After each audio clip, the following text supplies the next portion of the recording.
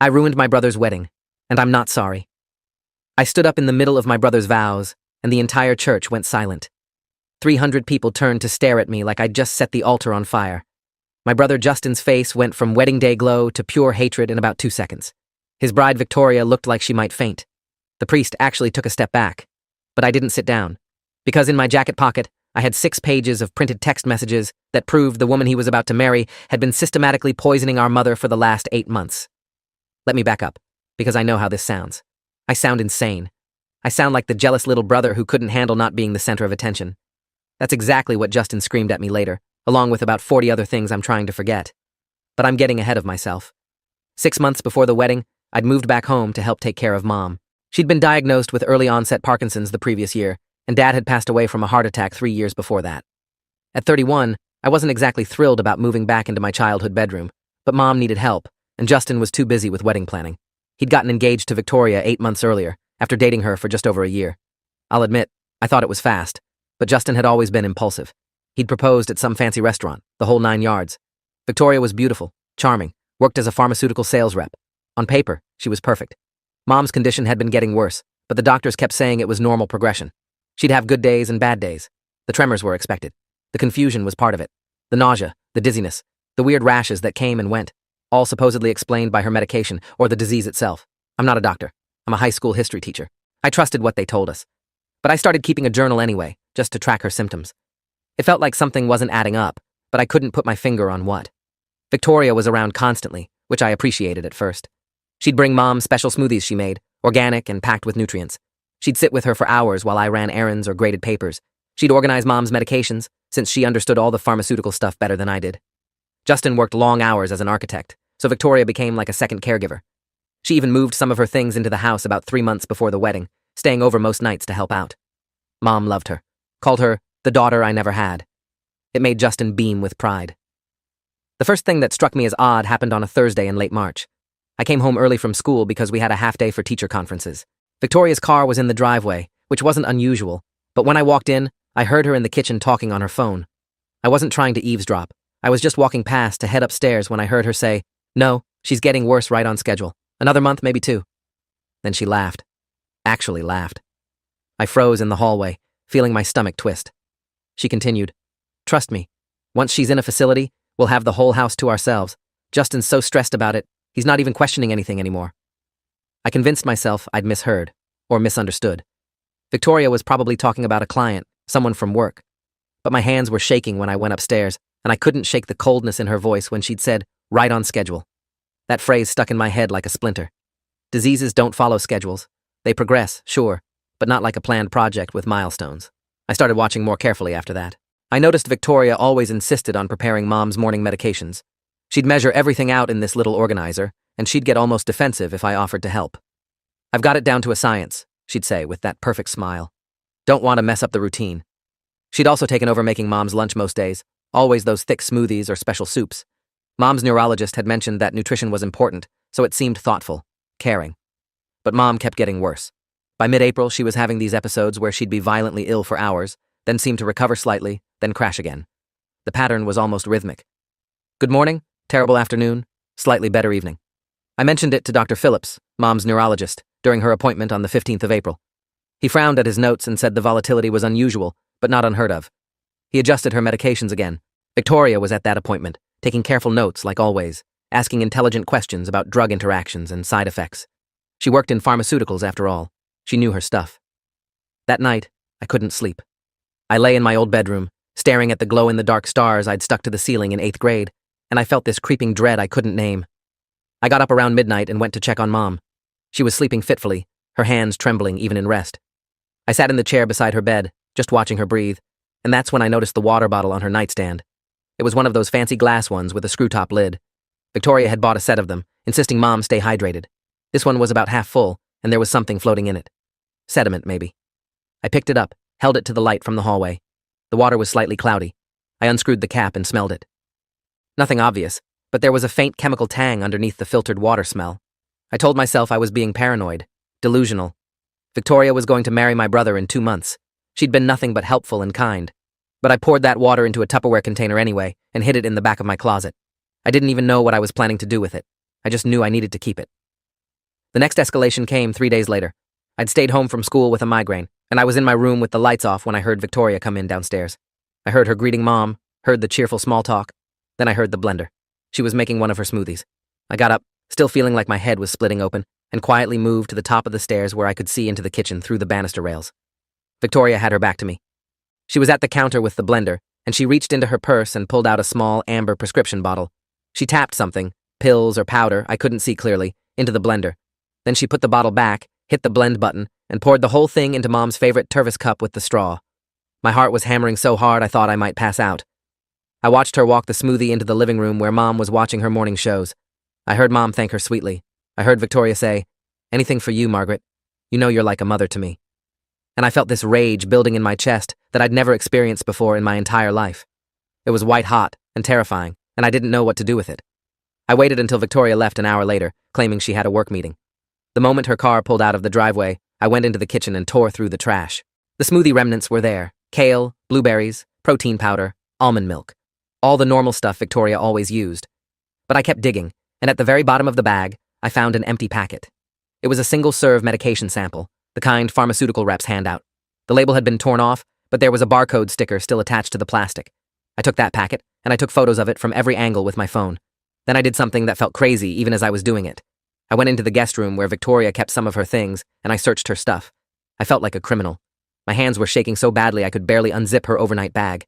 Inside, I found a makeup case, and inside that, underneath foundation and concealer and lipstick, I found 6 more prescription bottles. Different medications, different names on the labels. None of them were Victoria's name. One was for a patient named Lisa Chen. Wait, I can't use Chen. One was for a patient named Lisa Brennan. Another for someone called Michael Foster. Digoxin, warfarin, thallium acetate. I didn't know what half of these drugs were, but I knew they weren't supposed to be in someone's makeup bag with other people's names on them. I took pictures of everything, every bottle, every label, every pill. My phone's camera roll was filling up with evidence of something, though I still wasn't completely sure what. Then I put everything back exactly as I'd found it, my heart racing so fast I thought I'd have a heart attack right there in the guest room. I went back to my room and started researching every medication I'd photographed. That's when the real horror set in. Digoxin, in large doses, causes nausea, vomiting, confusion, and tremors, symptoms that look exactly like Parkinson's progression. Warfarin is a blood thinner that can cause weakness and fatigue. And thallium acetate, when I read about thallium acetate, I had to run to the bathroom to throw up. It's a poison. It was used in rat poison until it was banned in the United States in 1972. It causes neurological symptoms, hair loss, skin problems, digestive issues. Every single symptom my mother had been experiencing that the doctors kept attributing to her disease.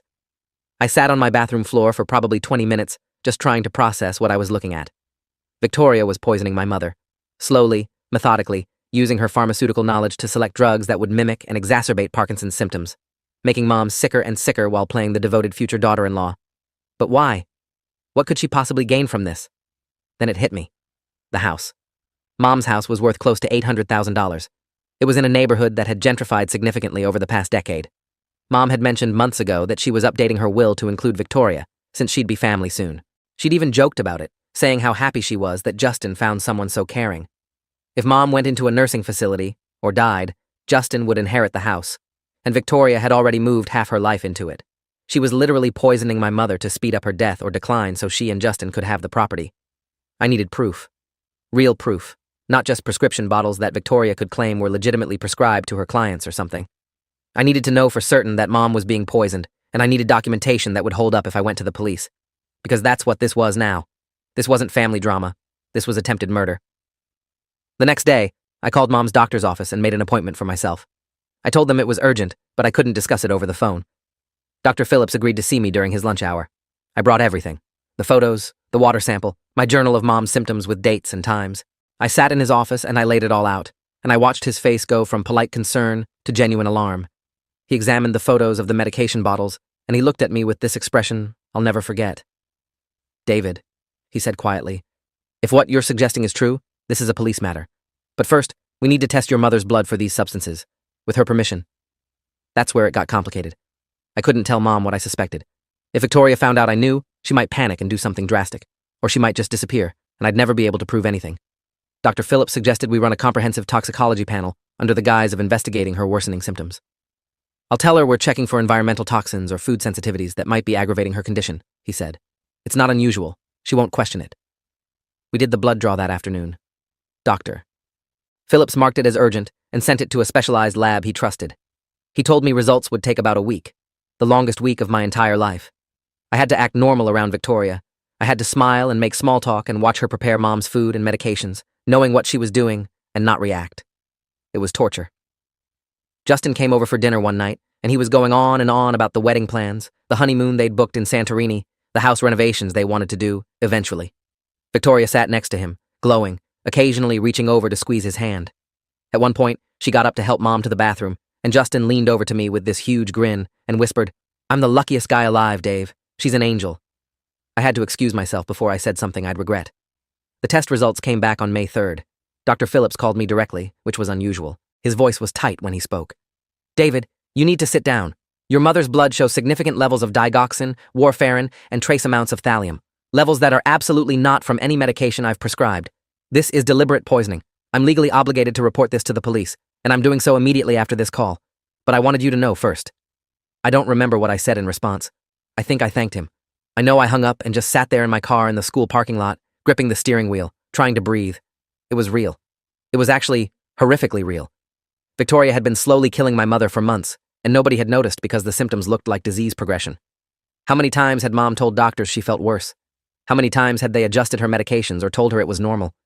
Victoria had been hiding in plain sight, using her medical knowledge as camouflage. 2 hours later, Detective Angela Morrison— wait, I can't use Morrison. 2 hours later, Detective Angela Reeves showed up at the house. She was in her mid-40s, sharp-eyed, with 14 years in the Major Crimes Unit, according to the card she handed me. She asked to speak to me privately, so we sat in my car in the driveway. She had Dr. Phillips's report, and she had my photos, which he'd forwarded to her. She looked through everything methodically, taking notes, asking precise questions. "Where is Victoria now?" she asked. I told her Victoria was at work, but would probably be by later that evening. She usually came by around 6 to help with Mom's dinner. Detective Reeves made a decision right then. "We're going to set up surveillance. I want to catch her in the act if possible. Video evidence of her administering these substances would make the case airtight." She made some calls, and within 90 minutes there were 2 plainclothes officers in an unmarked car down the street, and a tiny camera had been installed in the kitchen, hidden in the microwave clock display. I felt like I was in a crime show, except this was my actual life and my actual mother. Victoria showed up at 6:15 with takeout from Mom's favorite Thai place. She was in a good mood, chattering about a bridesmaid dress fitting she'd had during lunch. I felt sick watching her, knowing what she was about to do. Detective Reeves was in my room upstairs, monitoring the camera feed on her laptop. I stayed downstairs, trying to act normal, my heart beating so hard I was sure Victoria could hear it. She started preparing Mom's evening medications. I watched her from the living room, pretending to watch TV with Mom. Victoria had her back to us, working at the counter. I saw her reach into her purse. I saw her pull out one of those amber bottles. I saw her tap something into the pill organizer, then crush it with the back of a spoon. Then she filled a glass with water, dissolved the crushed medication in it, and brought it over with Mom's regular pills. "Here you go, Margaret," she said sweetly. "Let's get you feeling better." I stood up before I could stop myself. "Actually, Victoria, Mom's not feeling well. I think we should skip the evening meds and let her rest."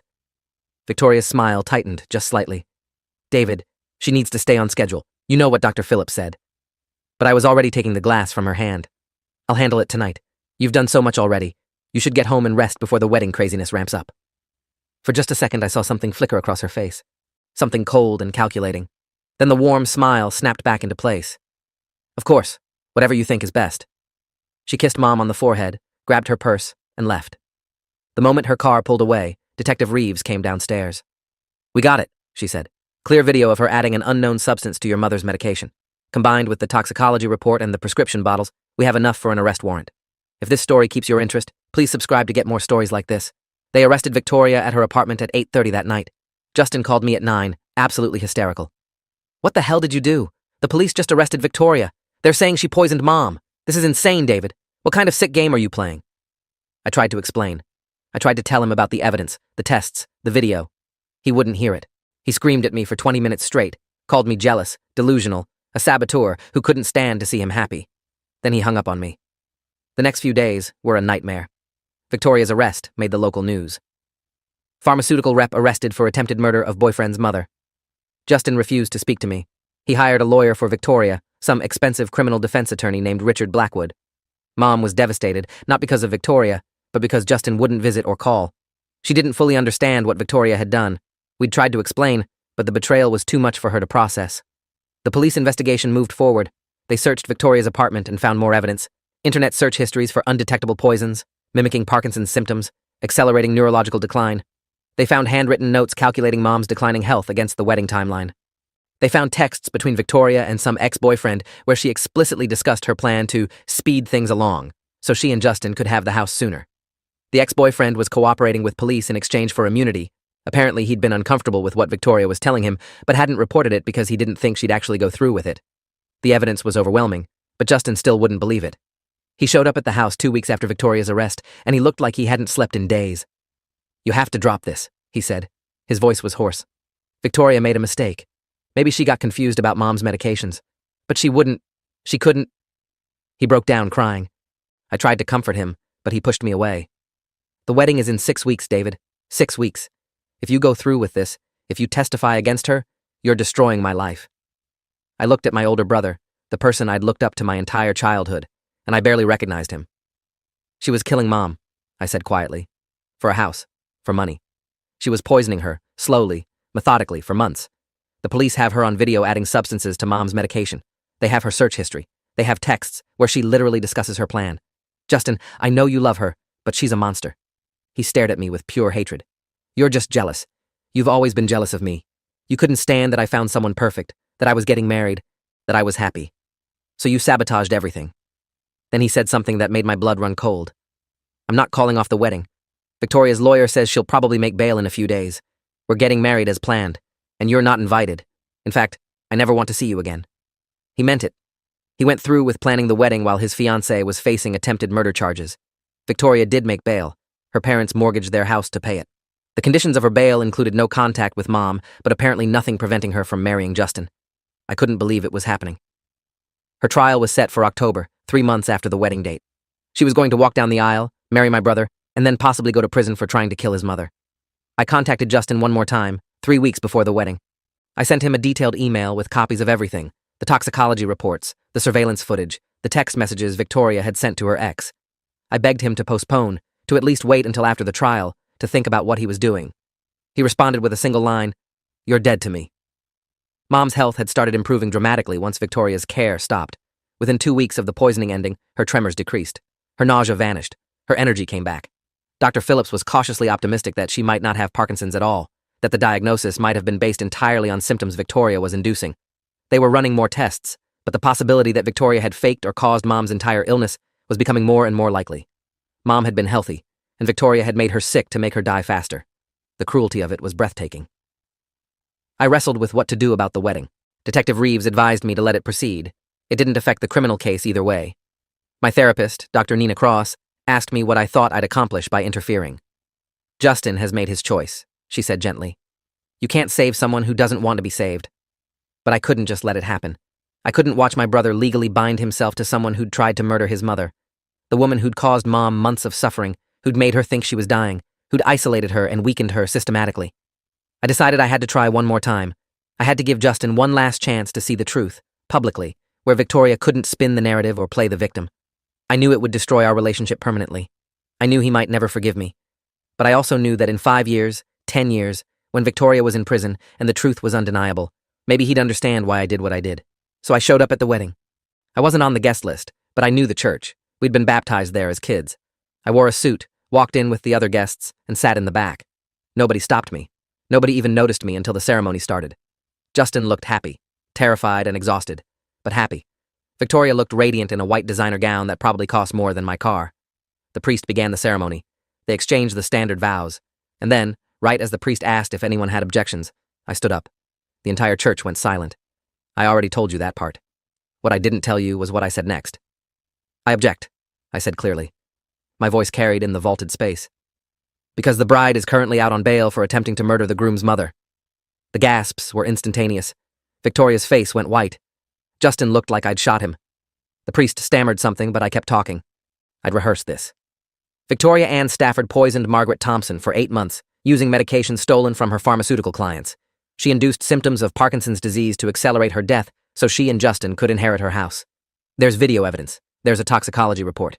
There are text messages where she discusses her plan in explicit detail. She's scheduled for trial in October on charges of attempted murder and elder abuse. Every person in this church can verify this online right now if you search her name." People were pulling out their phones. Justin was trying to speak, but no sound was coming out. Victoria grabbed his arm, and I saw her whisper something to him urgently, but Justin pulled away from her. He was staring at me, and for the first time since this all started, I saw doubt in his eyes. Real doubt. "David," he said, and his voice broke. "Why are you doing this?" "Because I love you," I said. "And because someone has to protect Mom, even if it means you hate me forever." Victoria poisoned her, Justin. She made her sick on purpose. She was killing her, and she was going to get away with it because nobody thought to question the caring, devoted future daughter-in-law. Victoria made a move then. She tried to run, literally turned and tried to run down the aisle in her wedding dress. But Detective Reeves was there. I'd given her a heads up about what I was planning, and she'd stationed herself near the exit with 2 other officers. Victoria made it about 15 feet before they stopped her. "Ms. Stafford," Detective Reeves said calmly, "you've violated your bail conditions by attempting to leave the jurisdiction. We have evidence you purchased plane tickets to Athens for tomorrow. You're under arrest." The church erupted. Guests were shouting, phones were recording, bridesmaids were crying. Victoria was screaming that it was all lies, that I was crazy, that she loved Margaret, that Justin needed to help her. But Justin just stood there at the altar in his tuxedo, watching them put handcuffs on his bride, and he looked completely broken. The whole thing made national news within hours. Wedding halted as bride arrested for poisoning groom's mother. Video clips from guests' phones went viral. There were think pieces about how I'd handled it, whether I was a hero or had crossed a line. Detective Reeves told reporters that Victoria had indeed violated bail by purchasing international plane tickets, and that new charges were being filed. The wedding venue offered Justin a full refund. Victoria's bail was revoked. She went back to jail to await trial. Justin didn't speak to me for 3 months.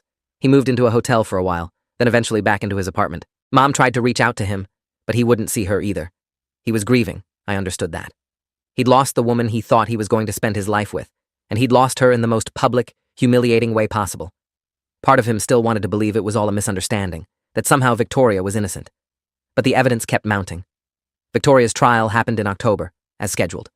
I testified, as did Dr. Phillips, Detective Reeves, Victoria's ex-boyfriend, and 3 toxicologists. The defense tried to argue that Mom's symptoms were natural disease progression, that the medications found in Victoria's possession were legitimate work samples, that the timing was all coincidental. But the prosecution had the surveillance footage. They had the internet search history. They had the texts. Most damningly, they had the fact that Mom's health had improved dramatically the moment Victoria's access to her stopped. The jury deliberated for 6 hours. Victoria was found guilty on all counts: attempted murder, elder abuse, theft of controlled substances, and fraud. The judge sentenced her to 23 years in prison. She'll be eligible for parole in 15. When they read the verdict, she didn't cry or protest. She just stared straight ahead with this blank expression, like she couldn't believe her plan had failed. Justin came to see me for the first time the night after the verdict. He showed up at the house around 10, and Mom was already asleep. We sat in the kitchen where I'd watched Victoria prepare poisoned smoothies so many times. Justin looked older, worn down. He put a folder on the table between us. Inside were printouts of the texts Victoria had sent to her ex, the ones discussing the plan. "I read all of it," he said quietly. "Everything from the trial transcripts. I read what she wrote about Mom, about the house, about me." His hands were shaking. "She called me useful in one of the texts, said I was too busy with work to notice what was happening under my own roof." I didn't know what to say. "Justin, I'm sorry." "Don't." He held up a hand. "Don't apologize. You were right. You were right about everything, and I was too blind and too stubborn to see it. I was going to marry someone who was murdering our mother. I was going to—" His voice broke. "If you hadn't stopped the wedding, if she'd left the country like she was planning, Mom might be dead right now, and I would have helped her get away with it." We talked until 3 in the morning. He asked questions I couldn't always answer. How long had I suspected? Why didn't I tell him sooner? How had I lived with knowing and not saying anything? I explained it all as best I could. The fear that I was wrong, the need for proof, the understanding that he wouldn't believe me without it. By the time he left, something had shifted. We weren't okay exactly, but we weren't enemies anymore either. Mom's health continued to improve over the following months. It turned out she'd never had Parkinson's at all. Every single symptom had been induced by the poisons Victoria had been giving her. Dr. Phillips called it one of the most insidious cases of medical abuse he'd seen in his career. By December, 6 months after Victoria's arrest, Mom was back to her baseline health. No tremors, no confusion, no nausea. She'd regained the weight she'd lost. Her hair grew back where it had been thinning. She looked 10 years younger. Justin sold the house in January. He said he couldn't live there, couldn't even visit anymore without thinking about what had happened in every room. Mom didn't want it either. Too many bad memories. They bought a smaller place together, a condo in a retirement community where Mom would have access to activities and healthcare if she ever needed it. Justin moved into an apartment downtown. He started therapy. So did I. I went back to teaching. My students had seen some of the news coverage. but they were good about not bringing it up. I threw myself into work, into grading papers and coaching the debate team and living a quiet, normal life. People at school treated me like some kind of hero for a while, which was uncomfortable. I didn't feel heroic. I felt like I'd watched my family implode and barely managed to save one piece of it. The story got picked up by a true crime podcast about 6 months after the trial. They did a 3-part series called The Pharmaceutical Killer about Victoria's case. They interviewed me, Justin, Detective Reeves, and some of the jurors. Listening to it was surreal, hearing strangers analyze and dissect the worst period of my life like it was entertainment. But the host was respectful, and they focused on the importance of trusting your instincts when something feels wrong, even if you can't immediately prove it. Justin started dating again about a year after everything happened. Carefully, slowly, with a lot of therapy backing him up. He told me he probably wouldn't get married again, that the whole institution felt tainted now. I understood. I haven't dated anyone seriously since this all went down either. It's hard to trust people when you've seen how convincingly someone can fake caring about you while plotting to kill your family. Mom asked me once if I regretted ruining the wedding the way I did. We were having coffee in her new kitchen, and she just looked at me and said, "You could have told the police and let them handle it quietly. You didn't have to make it public like that." I thought about it for a long time before answering. "If I'd done it quietly," I finally said, "Victoria would have found another way. She would have convinced Justin I was lying, that the evidence was planted, that I was jealous. She needed to be exposed in a way she couldn't spin or manipulate. And Justin needed to see her reaction when she was cornered and couldn't perform anymore." Mom nodded slowly. "You saved my life," she said. "I was dying, David. I could feel it. And nobody believed me when I said something was wrong because all the doctors said it was just the disease. You believed me even when you didn't know you did." She started crying then, and I held her hand across the table, and we didn't say anything else. We didn't need to. It's been almost 2 years now since I stood up in that church. Victoria is in a women's correctional facility about 3 hours from here. She's apparently a model prisoner, according to news reports. Helps in the library, takes classes, keeps to herself. I wonder sometimes if she regrets it. If she lies awake at night thinking about how close she came to getting away with it. If she ever feels remorse for what she did to Mom, or if she just regrets getting caught. I'll probably never know. Justin and I have dinner once a week now, usually Wednesdays, at this Italian place near his apartment. We don't talk about Victoria much anymore. We talk about work, about sports, about Mom's book club drama, about normal sibling stuff.